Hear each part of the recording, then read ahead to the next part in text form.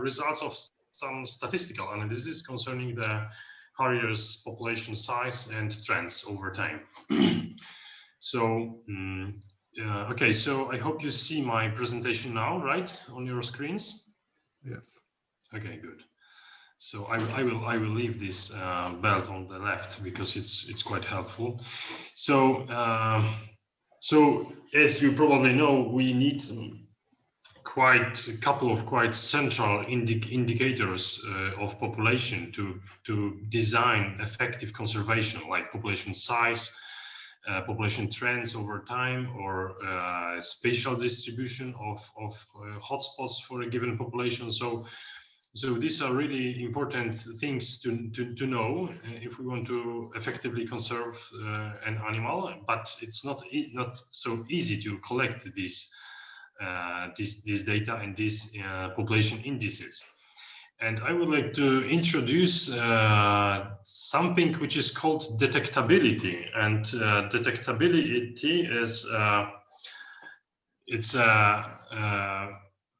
in general, imperfect detection is a problem because we cannot see all individuals present at a given site. Actually, we can detect only some subset of individuals that are present in a natural environment. And this is what we get when we go to the field. We are coming back with our notes, and we can say that, for example, we saw, I don't know, 10 Harriers.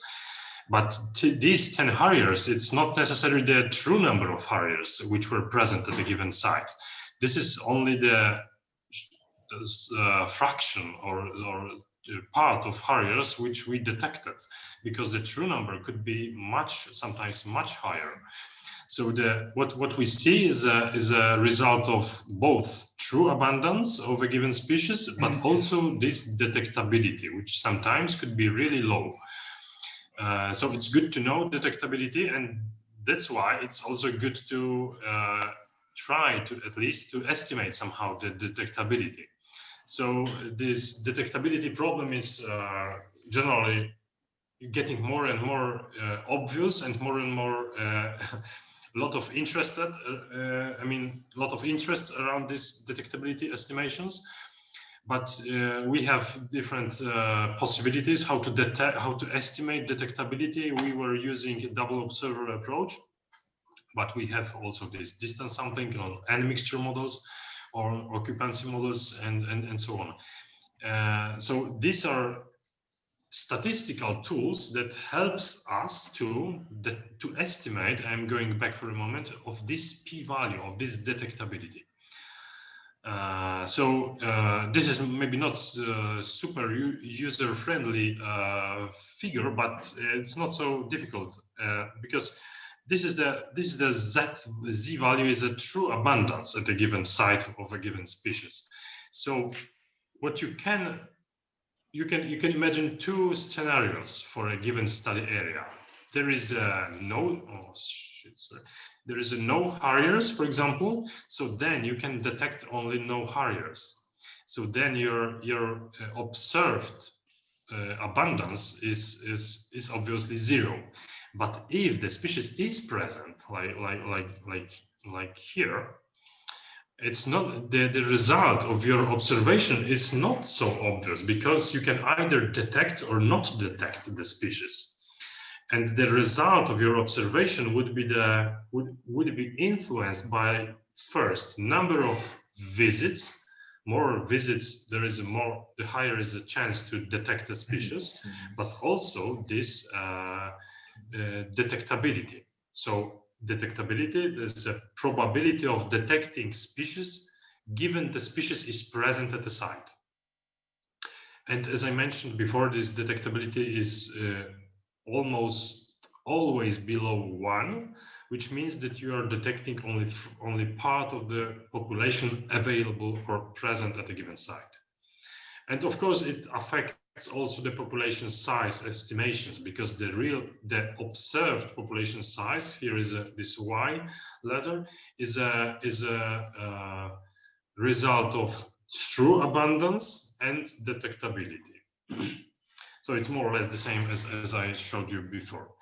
So we were trying to take these issues into account, and we were trying to estimate the total population size of breeding of Montagu's Harrier in Poland.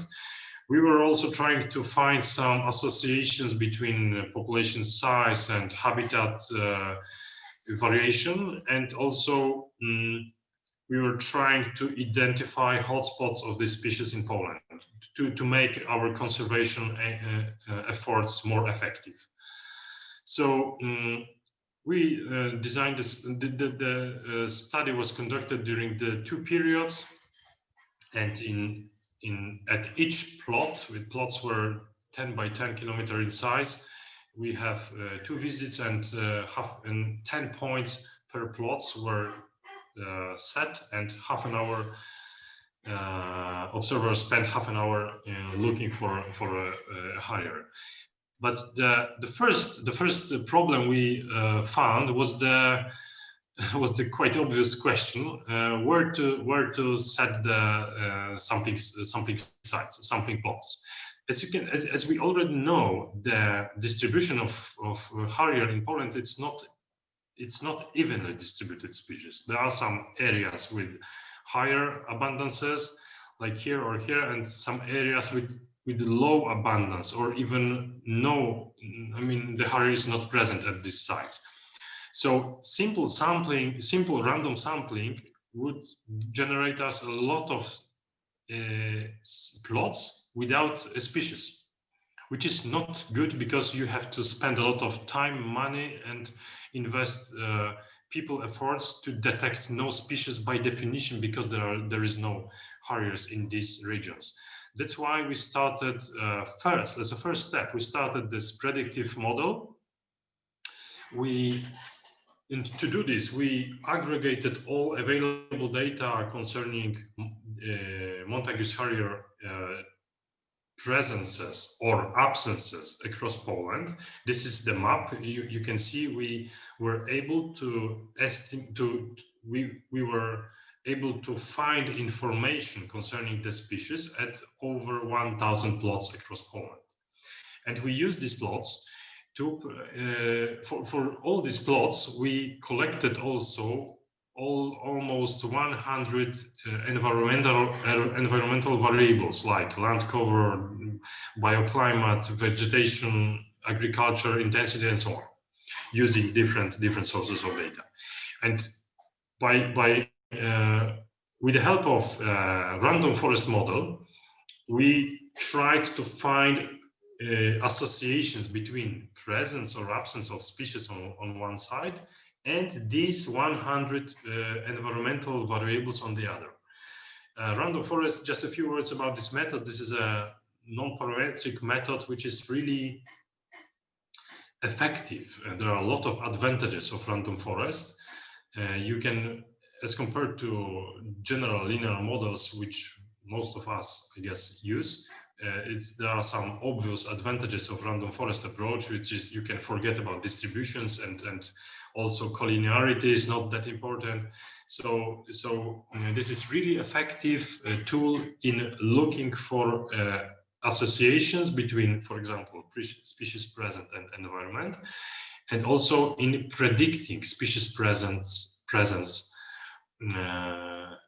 for plots. This is why random and why forest. Random because at each step the algorithm takes only part of the data and creates this kind of tree, decision tree, and forest because there are a lot of such trees. So by taking all these trees into account, by pulling all these trees, decision trees, you are getting some kind of forest, and it's a lot of randomness in each of these trees. But finally, as a result, you are getting a really effective tool which helps to identify areas where the species is expected to be present.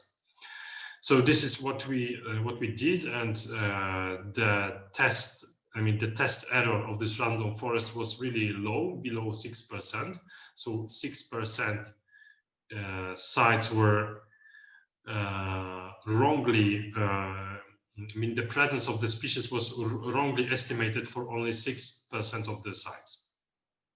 And based on this random forest algorithm, we got a map with predicted probability of occurrence of Montagu's Harrier. So this is the map. You can see it. You can see it now. And then using this map, we selected. Maybe this is we selected sampling plots. So as you can see, we omitted these empty areas where no species is, these empty regions in Poland. So during the sampling, we used probability of presence of Harrier as a weight in sampling. So sites with higher probability had higher probability of getting involved in our pool of sampling plots. And then some additional information concerning this random forest. So the birds was never observed in squares with probability below 0.7. So with this,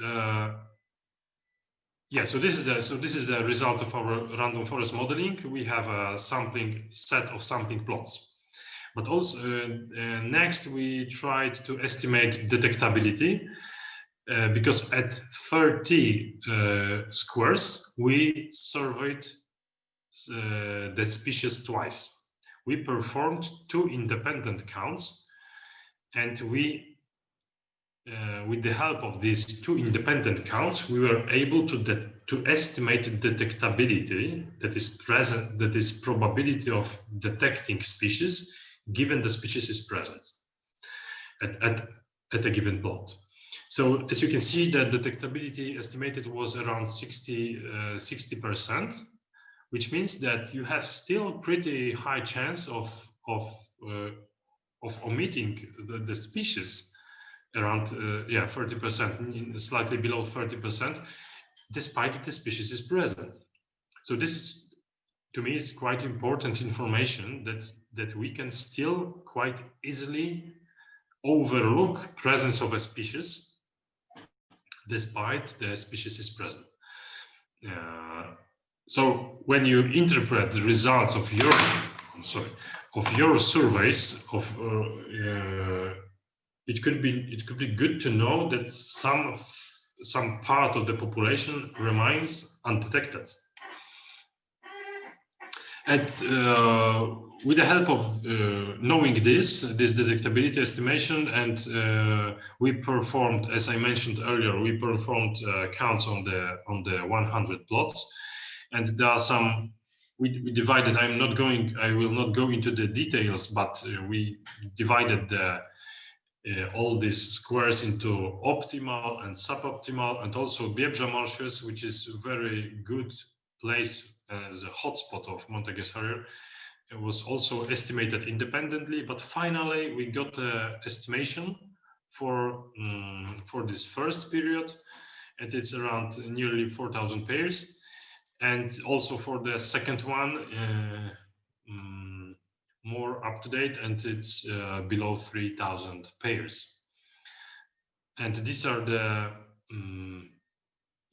you can see the details here, but I will not maybe introduce all of these figures presented here in the table. We were also able, using this nearly 100 environmental variables, we were able to find some obvious associations between presence of species and some agriculture parameters or land use types. You can see some of them here, some of them which are most important. So like this one, quite obvious that the species is avoiding forest, and also it's avoiding fallows, but prefers fallow lands. And in general, agriculture area, coverage of potatoes and so on. So this is also very useful measure of habitat preferences of the species. So we were also able to produce a map showing the predicted population density during first period and also second period. because maybe I mean maybe go back for a moment and show you that this is just a predicted density, number of pairs per 100 square kilometers. So by comparing these two figures, I mean the most recent one and the former one, you can produce a figure which you can see here on the chart, the rate of change. So we can identify areas which are characterized by quite steep decline of a species over time, but also the areas which gained more breeding pairs as compared to the previous period. So this is also, we find it very useful in terms of designing conservation strategy of the species. And we were able, also using different sources of data from monitoring of birds, Polish bird monitoring scheme, this is the official name, we were able to produce some population change, to estimate the population change, which was quite, well, not too optimistic, because the species is declining quite fast now in Poland, and so some predictions into the future are also not very optimistic, as you can see here. So the species could be perceived as endangered in Poland. And just a couple of conclusions, starting with some general conclusions. We think that it's quite important to properly find properly and effective statistical tools to analyze your data, and especially to try to estimate this detectability, which is quite important, but still overlooked or ignored sometimes. This is really important to try to understand how big is the share of population you can detect in your data, you see in your data.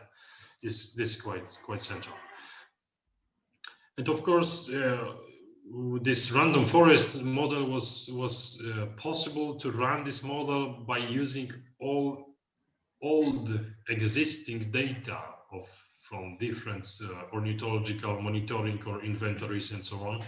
So we managed to reuse this data, which produced quite effective and quite effective predicting model. So it seems there is a need to standardize the protocol of surveying the species across Europe. So our approach could be, I don't know, taken into account maybe, or consider at least as a useful approach.